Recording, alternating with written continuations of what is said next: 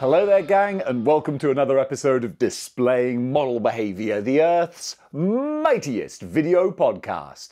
And today I'm going to tell you all about the mutant hunting menaces that are the Sentinels. This was an episode requested by John H., who's a channel member, and he said, Dave, the Sentinels are currently tearing things up in X-Men 97, and would you be interested in doing a video all about the history of these mutant hunting robots? And I said, you know what, I'm a man of simple pleasures and I love a good list. So I'm going to give you a list of every different single variety of these terrifying robots that have appeared in comic books, movies, TV shows, video games, and probably a few points in between. Want to hear about them?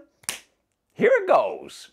So the original version of the Sentinel was created by Bolivar Trask, and of course if you've been watching X-Men 97, and honestly at this point, who isn't? It's the best thing on TV, then you'll be very familiar with Bolivar Trask. So the first generation of Sentinels runs through Mark 1 to Mark 7. This is the OG concept of what will go on to be reiterated on many times. So as you would expect, the Sentinels are able to detect energy blasts and mutant powers and anything that might set off something that is not human. And in their first appearance, we had this issue of the X-Men where Bolivar Trask was doing a TV debate with Professor X, and he was showing off his Sentinels. And of course he's like, oh, you want a demonstration? So he tries to sick his Sentinels on the Professor, but guess what? They attack him instead. Because the thing with AI is, it's always going to try and outsmart you.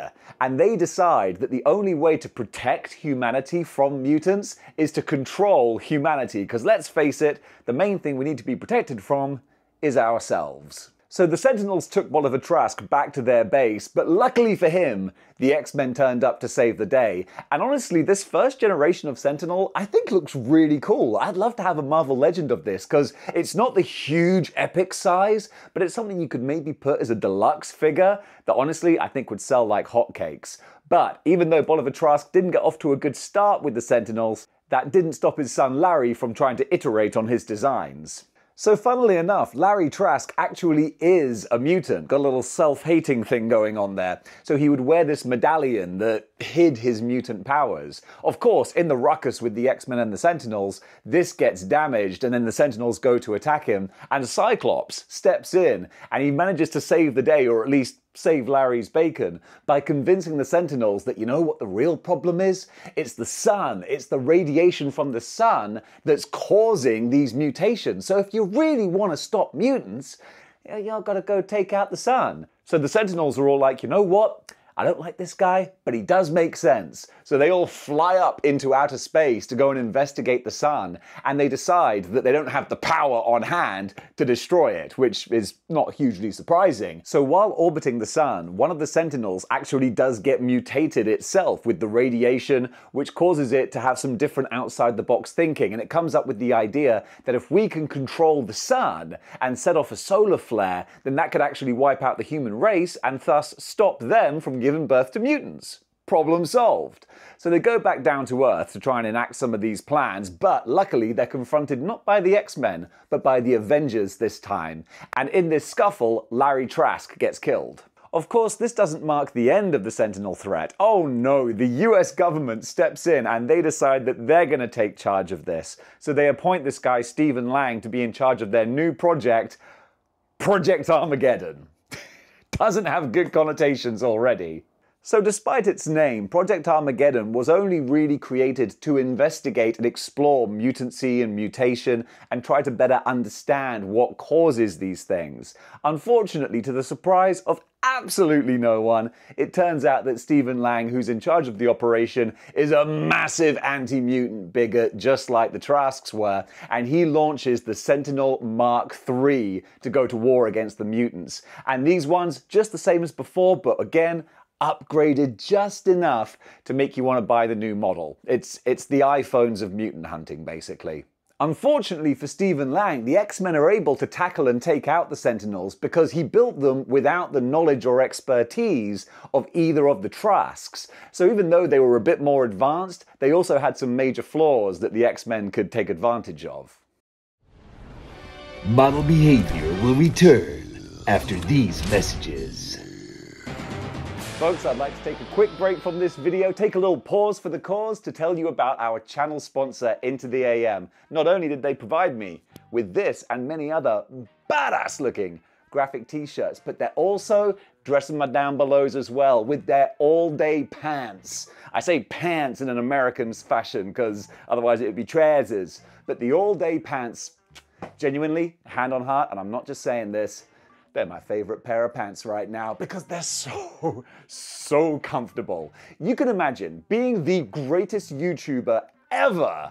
I get a lot of people coming for me. I gotta be battle ready at all times. So I can't be wearing tight and restrictive pants that stop me from being able to defend myself at any moment. Luckily, these all-day pants are not only very smart and formal looking, but they're super stretchy. I can have a full-on high-kicking ninja battle wearing these things and then still go and play a round of golf. That's why I love my Into the AM all-day pants. Genuinely, I couldn't give them a higher recommendation, but I will do because I've got a bit more time. Go click the link in the description below and you can get 10% off your order along with all the different discounts and bundle deals that they're already doing. And plus, you know that you're helping out Model Behaviour because they're going to see that you do that and go, hey, you know what? The Model Behaviour viewers must be some darn well-dressed folks because they're buying our products. We're going to keep on sponsoring his show. So yeah, go check out the all-day pants because genuinely, I wouldn't back a product that I wasn't already a fan of. And these, like I say, they're my new favorite pair of pants. I'm going to be rocking these all summer long, baby. So gang, thank you so much for watching. Thank you for checking out Into the AM. And now, as they always say, back to your regularly scheduled programming. And now we return to Model Behavior.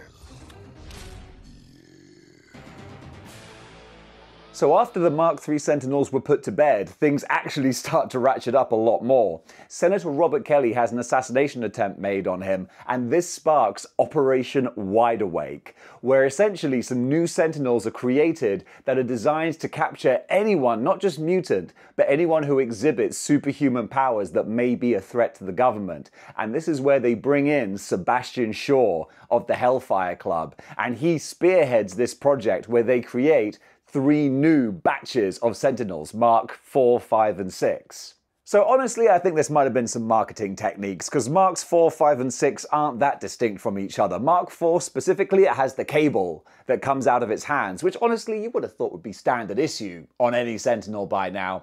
And then Mark 5 could fire liquid nitrogen blasts from its eyes. But it's number 6 that starts to ratchet things up a little bit, because this one has the ability to adapt to any attack that is brought against it and can alter itself and then overcome that. That's where they start to get really dangerous. But of course, Sebastian Shaw can't be trusted. He is controlling all these Sentinels himself, and he makes one extra one, the Mark 7, which he can actually operate himself manually, which he designs to help him capture Machine Man, because that was actually his end goal all along. Now we're moving up to the big guns because it's time to introduce Master Mold. We find out with a little flashback that when Bolivar Trask was first making his Sentinels, before he could mass produce them, he had to make the Master Mold. This ultimate Sentinel that could produce and spawn all the others. Now this is where we get some interesting kind of lore for Master Mold. It's turned out that in the battle with the X-Men and Stephen Lang and his Sentinels, when Lang was injured, his memory, his brain waves were transferred into a computer, and of course those computerized brain waves were then implanted into Master Mold. So this new Master Mold is up in space, essentially just kind of biding its time, plotting the downfall of the mutants, and in one of its schemes it kidnaps Iceman and Angel, but unfortunately it also manages to scoop up the Hulk as well, and they have a huge big battle in outer space, which ultimately results in Master Mold not being destroyed, but being smashed back down to Earth. Now this is really cool, I like this. So the Master Mold plummets down to Earth and falls in the sea on the shore of Alaska, and it actually uses scrapped ships and scuttled boats to rebuild itself. I love that kind of stitching itself back together, Frankenstein's monster kind of approach. And coincidentally enough, Scott Summers is currently in Anchorage because this is when he's dealing with the whole fallout from Madeline Pryor and their baby, so he's looking for his child, and he's the first one to be confronted by this new Master Mold.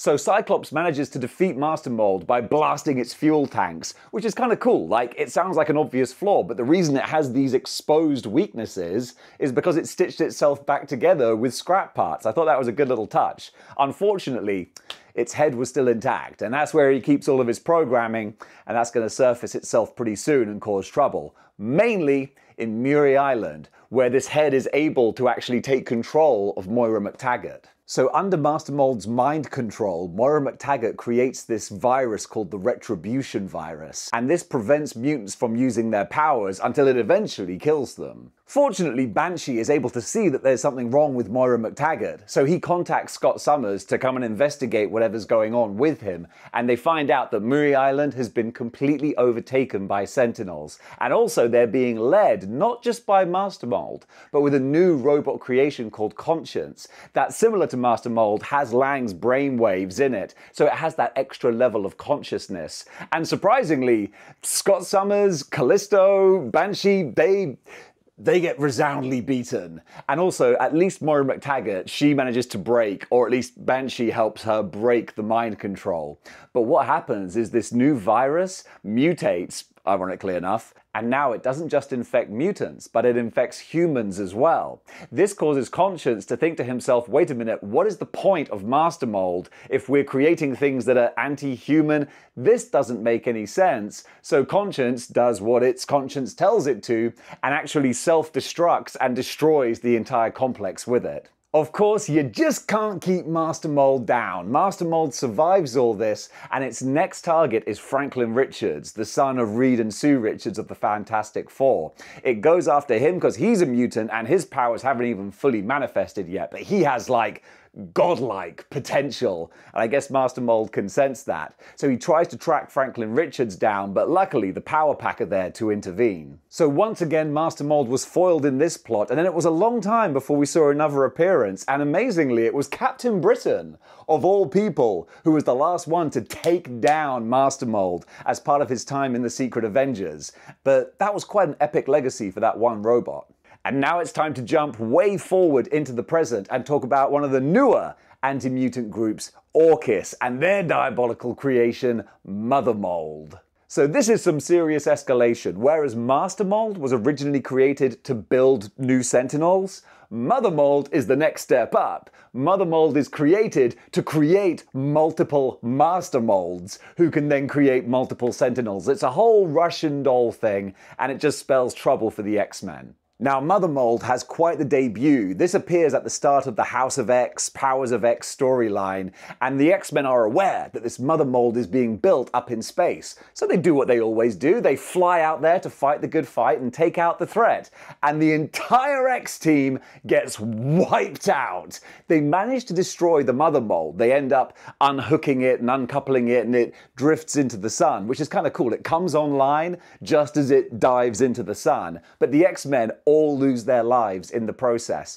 Luckily, although unluckily for me and my reading tastes, this is the start of the House of X saga, where the X-Men can be resurrected, dare I say, super easily. Barely an inconvenience. Now it's time to talk about one of the classic big guns of the Sentinel family. It is Nimrod, from an alternate future where mutant kind has almost been hunted right down to extinction. So in this future, Kate Pryde and Rachel Summers are able to infiltrate the Sentinel development facility where they try to shut down this new Nimrod. So it's in this fight in the future with Nimrod that Rachel Summers' secondary mutation occurs and she's able to travel through time. So both she and Shadowcat are able to blip themselves out and go back in time to try and prevent this future from happening. And Nimrod, being the smart cookie that he is, sees what they've done and is able to try and recreate that time traveling ability, but with technology. Unfortunately for him, it doesn't go too well, and he just drifts through the time stream, but eventually lands in an alternate past where he encounters Forge, who's married to Storm. So Nimrod attacks Forge and Storm and their children, and uses the children as leverage to convince Forge to install a time-traveling device inside him so that he can go wherever he wants, whenever he wants. But Forge, always being the hero and trying to think 2 moves ahead, he doesn't tell Nimrod. It once again just shoots him out randomly into the time stream, where he drifts around for goodness only knows how long. Unfortunately, he eventually does find his way to the 616, and he reappears right in front of everyone's favourite mutant-hating religious fanatic, William Stryker. And Stryker, who was just about to take his own life, is now confronted with the answer to his prayers, this giant, indestructible, mutant-hunting robot from the future. So Nimrod is damaged almost beyond repair when it crash lands on Earth. So Stryker dismantles him and uses all of the information he can glean from the parts and the processors and the computers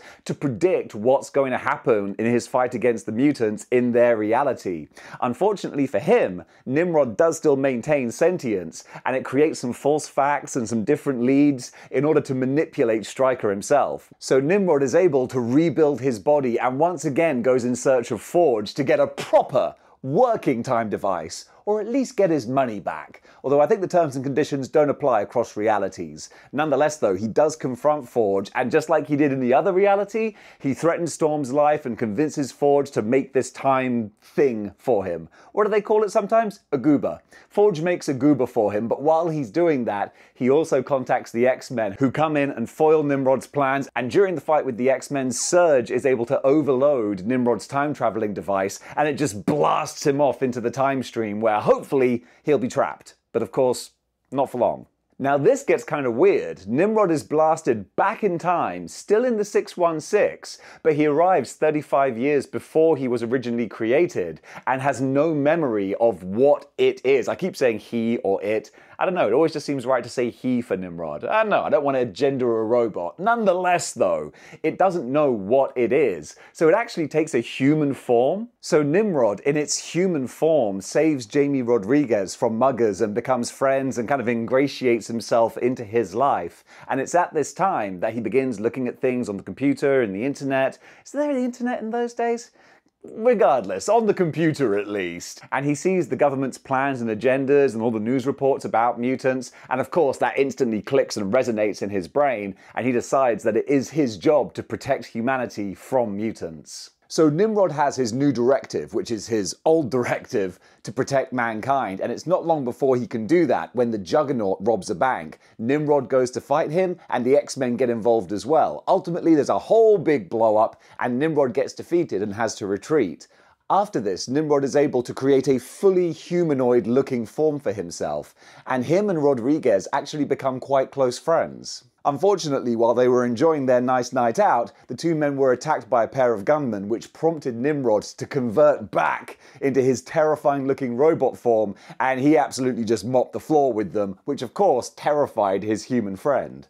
After this, Nimrod is sent through the Siege Perilous, which converts him into an entirely new form, that being Bastion, and he gets an entry all of his own. So Bastion is the combination of Nimrod and Master Mold merged into one. So Bastion's story does get very confusing. I did a whole separate video on that you can check out if you want to, but it involves time travel, the Siege Perilous, getting converted into different forms, being reborn as an almost human, getting adopted by a lady, forgetting who he is, then seeing mutants and realizing his programming, then joining the government, creating Operation Zero Tolerance. It's a whole thing. I highly recommend you watch the entire video, because it's a lot. What Bastion did give the world, though, was the Prime Sentinels. These are like robot-human hybrid sleeper agents. Very cool, kinda terrifying. So that's what Operation Zero Tolerance was based around. Bastion essentially infected a whole bunch of humans with a nanotechnology virus that could convert them into these Terminator-style Sentinels. Very terrifying, very body horror, very, very cool. And for the summer of 1996, I want to say, in the comics, they kind of ate the X-Men's lunch. Luckily, it was revealed to the public at large what Bastion was doing, and that shut down the Prime Sentinel program. But they were still a great force to see because they had many of the Sentinel's abilities, with the ability of flight, super strength, energy blasts. They could adapt to any kind of injury that they sustained. They were pretty unstoppable for a time, and during the summer of Operation Zero Tolerance, were a major, major threat to the X-Men. Now we have Karima Shapanda, aka the Omega Sentinel. So this is like the next evolution of the Prime Sentinels. So Karima was a normal human being, but she got infected by the Prime Sentinel nanotechnology by Bastion. Of course, like any Sentinel, she was programmed to destroy mutants, and she had all these badass inbuilt weapons inside her body so she could convert her arms into guns and fire lasers, all that good stuff. Luckily though, she was not as a person anti-mutant, and the X-Men and Charles Xavier were able to override her mutant programming and return her regular human mind, and she became an ally of the X-Men. For a while. So even though she was a good person, Karima actually has quite a tragic story because she still has the Sentinel technology and the mind control going on up top there, and it will occasionally override her human consciousness, and ultimately that's what happened with the start of the House of X and Powers of X story. When Orchis came into power, she was essentially converted almost fully into an android robot sort of form that took away her human instincts and made her a full-on Omega Sentinel. Now we got something really horrific, the full-on nightmare fuel that is the Wild Sentinels. Now this is a really weird story that's very, very cool, and it's the introduction of Cassandra Nova.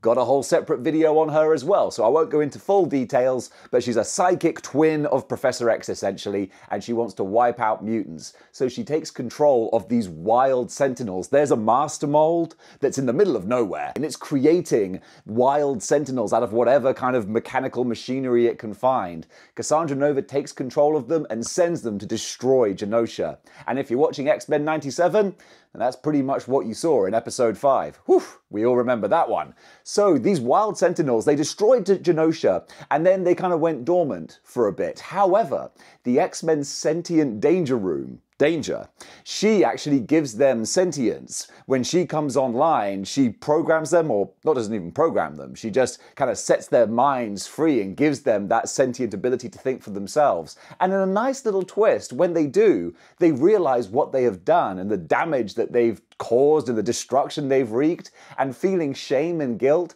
they convert themselves into spacefaring robots and go off into the galaxy. Now we got Bio-Sentinels. These are a little more gnarly than the Prime Sentinels because rather than infecting living humans, this infects the corpses of people who have already passed away, which is kind of more ethical, I guess? So the main Sentinel in this instance is Laurie Collins, who was a young girl who was raised in a pretty normal family, except her father was a bit of a dick, basically, and she did exhibit some mutant powers. So she was sent by her mother to the Xavier Institute, where she did okay, but didn't really fit in very well with the rest of her classmates. And then following M-Day, when nearly all mutants lost their powers, she was one of the few who still retained hers, but unfortunately that wasn't able to save her. She ultimately got shot in the back of the head by a sniper sent by William Stryker. So following her death, her corpse was infected with this virus and turned into one of these new Bio-Sentinels. And then, in her human form, she was released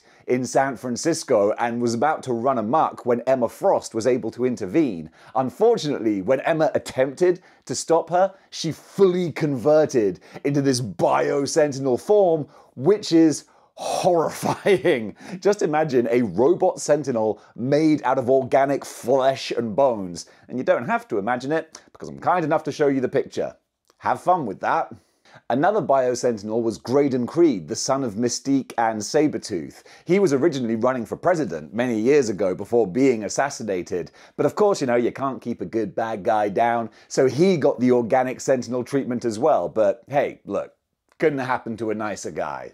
Now we've got Nano-Sentinels, which again are not that different from previous ones. These were little microscopic organisms that were designed to infect humans and turn them into thoughtless, mindless Sentinels. This organic technology was then reiterated on by Forge, who was under the control of Cassandra Nova. Nova's plan was to infect humans with this so that whenever they saw mutants, they would want to attack them. Ideally, she wanted to go for the world leaders, and that would be her way of controlling the mutant population, or straight up wiping it out. She even infected Storm with these Nano-Sentinels and sent her to attack Black Panther in Wakanda. Also, the young Abomination was infected by these as well. They got around quite a bit. Fortunately, one of the newer X-Men, Trinary? That's her name, isn't it? Trinary, I think. She was able to kind of psychically mutant power link up with all of these nanobots and actually wipe them all out in one go. So this was actually one of the scarier versions of Sentinels because it kind of became just an airborne virus. So it would infect humans and turn them into cyborg humanoid Sentinels, but if it infected mutants, it would essentially give them flu, cold-like symptoms before eventually just degenerating their bodies. Pretty gnarly stuff, so it was very lucky they had Trinary. I gotta double check how to pronounce her name. But it's lucky they had her on hand to put a stop to them. Now we got the Stark Sentinels. These came from a really fun storyline called Axis, which involved all the good guys becoming bad and the bad guys becoming good. This was as a result of the Red Skull, okay, bear with me on this, the Red Skull taking a part of Professor X's brain, who was dead at the time, and implanting it in himself to give him psychic powers. Unfortunately, what this did was create the Red Onslaught, which was pretty awesome actually. So Tony Stark, under the Red Onslaught's guidance, I suppose, or influence, created the Stark Sentinels. So imagine a Sentinel with Iron Man type paint jobs. It's pretty badass actually. Luckily, these were defeated by a combination of heroes and villains, Magneto, even the Absorbing Man. I love it when different villains get mixed up with different heroes and characters, so that was really cool to see. After this, one of the Stark Sentinels was acquired by the Descendants. I think it was the Descendants, and they fought with AIM over like the rights to the robot. They both wanted to take it apart and get into its memory banks and see what they could find to, use towards their evil schemes. Luckily, the Avengers were able to show up and put a stop to both of their plans, and Hank Pym, being the technology genius that he is, was able to shut the whole thing down. Now we're going over to Spider-Man, so that's more my wheelhouse with the Tri-Sentinel. So the Tri-Sentinel was created by Loki. Again, villains crossing over with other heroes, I always dig that. We just merged 3 prototype Sentinels into one, and it was sent to destroy this nuclear power plant, literally just for the purposes of wiping out a whole bunch of people. Thank goodness that Spider-Man at the time had the power cosmic within him, which was a fun little side story for Spider-Man. He had been mixing it up with Magneto and the Hulk. He was crazy OP at the time. But even then, with those extra powers, it was still a bit of a battle to take down the Tri-Sentinel. Following that, the Life Foundation managed to get a hold of the scraps and the pieces and rebuilt it as a security drone. But of course, that idea was doomed to fail. It immediately went rogue, and Spider-Man, without his cosmic powers, needed a bit of a helping hand taking it down. Luckily, Nova was on hand to help him out. Later on, in a slightly wackier kind of Spider-Man story, Mendel Stromm, the Robot Master, was able to rebuild the Tri-Sentinel, and actually there was a duplicate of Spider-Man at the time. Not a clone, it was a whole weird thing. He was able to take control of this Tri-Sentinel, and there was a whole army of Tri-Sentinels that invaded New York City, and ultimately Spider-Man, the OG Spider-Man, although really they were both OGs, Again, it was weird. They were able to merge themselves back into one Spider-Man and take control of the original Tri-Sentinel and destroy all of the other drones. It was a weird story. But I gotta admit, the Tri-Sentinel with the Spider-Man paint job, that was kind of fun. Now we got Sentinel Squad 1, which is arguably the more benevolent version of the Sentinels. These were created by Valerie Cooper, who's always skirted that moral line in the comics. It was decided by the government that they couldn't rely on the Avengers and other super teams wholeheartedly for every single eventuality. They needed a backup plan, and this is where the Sentinel Squad came in. So in order to avoid the whole turning rogue and destroying humanity aspect of the Sentinels, these ones could only be controlled by an actual human pilot inside. So these were built by Tony Stark, hence the kind of Iron Man pilot sort of connection there. And of course, his buddy James Rhodes, aka War Machine, was in charge of overseeing the project. So this was kind of a cool concept, just having Iron Man armors that people could wear that resembled Sentinels and had all the different sort of weapons that you would expect them to have. Unfortunately, they really didn't take off, no pun intended. They weren't a huge success, and it was William Stryker, I think, who was able to actually destroy most of them, and eventually the project itself was, what do they say in these kinds of things? Shelved? Yeah, they mothballed. There you go. They mothballed the Sentinel Squad. Now we've got X-51, the Machine Man. This was part of a big government operation to create a bunch of autonomous robots, and the man behind the project, or one of them, was a guy called Abel Stack, who took number 51 back home with him to work and tinker with to see if he could perfect what they were trying to do. Dr. Abel was quite benevolent, and he thought that in order to actually turn these into real functioning, thinking creatures, it would be best if they were raised like decent people. So he raised X-51 like it was a person. Unfortunately, the government decided that this was not a good direction to be going in and thought, you know what, we're just going to tip over the game board. So they decided to detonate all of these fail-safe bombs that were inside each of the robots. Dr. Stack, however, knew that this was going to happen, so he attempted to remove the bomb from X-51. Unfortunately, it did go off and the good doctor was killed. X-51 did survive, however, and took the name of Aaron Stack in dedication to his creator, and vowed that one day he would fulfill his dream of proving that there could be peace between humans and robots. Now, jumping way forward into the future and going back to a previous entry, Machine Man was involved with Bastion and Operation Zero Tolerance. During a fight between Bastion and Cable, Machine Man was infected with the Sentinel technology, and although X-51 was able to break away from this Sentinel programming, it still existed inside of his deeper core. What's not so bad about having some of that Sentinel technology is that he does get the benefits that come with it, such as the ability to self-repair and augment his own physical form. So as long as he could control the Sentinel programming inside himself, he could still be a very benevolent hero in the Marvel Universe, which is what he is.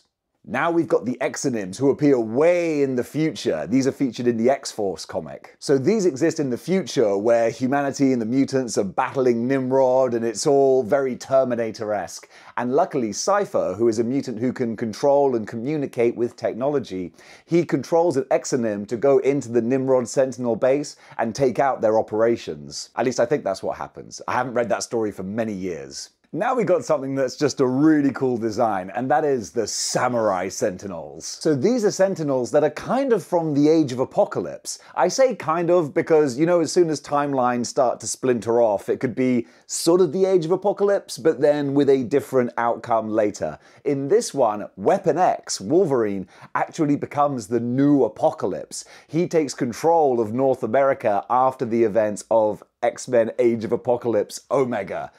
I think. You can see I'm already going cross-eyed trying to figure it all out. But essentially the Samurai Sentinels are his backup enforcers, and he has them battle the Exterminated, who are like the next generation of X-Men in the Age of Apocalypse. Again, multiverses, my memory gets confused. Now, coming towards the end, we've got the Prototype Sentinel. This was actually created by the Hellfire Club while they were working in San Francisco. This was created to combat the Overmen, who were a group of humans that were looking to advance themselves, not in a mutant capacity, but in an advanced human capacity, which is technically different. Now this involves a bit of time travel, where the Hellfire Club go back in time to try and attain this new energy source, but of course the X-Men go back to stop them, because the energy source is going to be used to power the Prototype Sentinels.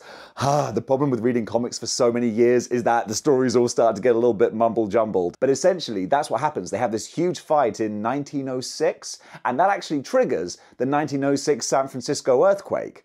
Was it San Francisco? Was it 1906? I gotta wiki some of these things.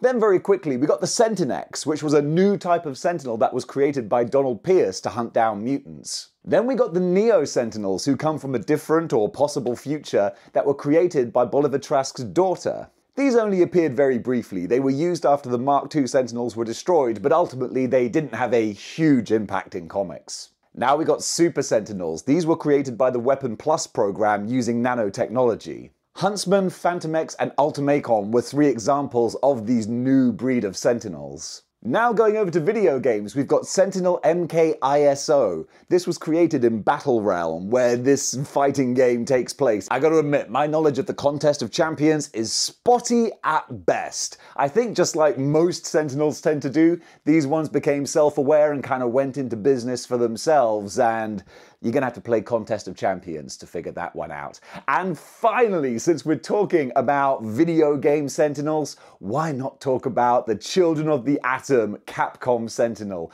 This thing is something that I would love to see in action figure form because he's so big, chunky and chonky, and really set the tone for the Marvel vs. Capcom games where you could have ridiculously huge screen-filling characters that you could actually play as. He wasn't even a boss. Juggernaut was the sub-boss and Magneto was the big bad. You could play as this Sentinel. Super fun. No real kind of personality or anything fleshed out about it. It was just a mutant hunting Sentinel, but dang!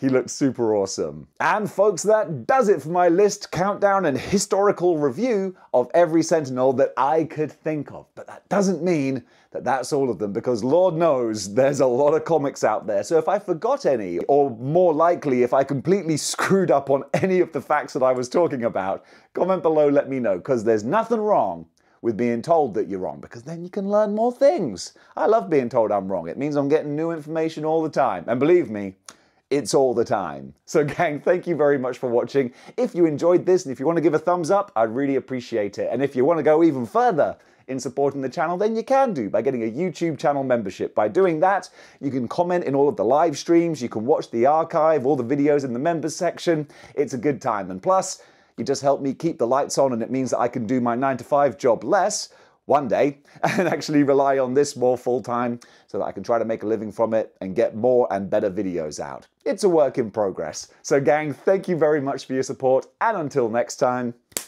keep displaying model behavior.